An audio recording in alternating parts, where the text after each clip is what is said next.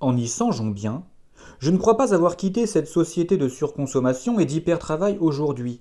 Je crois que je l'ai quittée il y a très longtemps, quand j'étais tout petit, et que c'est seulement maintenant, alors que je suis un jeune adulte, que j'en prends vraiment conscience. Et oui, de même qu'il arrive souvent qu'au sein d'un couple, une personne sait à l'avance qu'elle ne poursuivra pas l'aventure conjugale, mais attend le bon moment pour acter la séparation, je savais depuis toujours que je n'étais pas en harmonie avec cette société et que j'allais la quitter. Elle et moi n'avons jamais fusionné. Mais toute séparation se fait toujours en deux étapes. D'abord une prise de conscience intérieure. On se dit ce n'est plus possible, je dois me séparer. Ensuite, on passe à l'acte.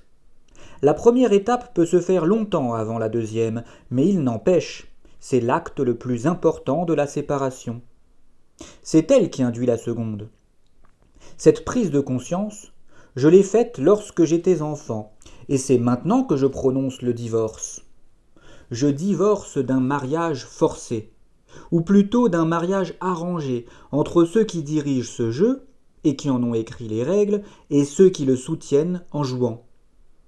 Je suis né physiquement dans ce Monopoly, mais il n'y a que mes pieds qui ont été ancrés dans cet endroit. Mon esprit n'y a jamais été à l'aise, et s'y est toujours senti hors du jeu. Depuis tout petit, mon corps est ici, mais mon esprit est loin, très loin. Il est sur Andromède, et de là-haut, j'ai toujours observé la masse des hommes, acteurs à leur insu et pris dans la tourmente de cette société infernale, avec beaucoup de détachement. Tout là-haut, le but de la vie n'est pas de se lever chaque matin pour travailler et consommer jusqu'à la veille de sa mort.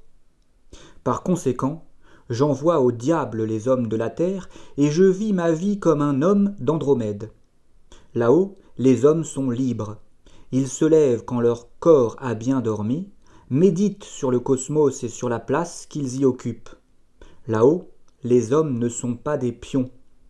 Passer leur vie à jouer à un gigantesque jeu de Monopoly, à ciel ouvert, leur est inconcevable.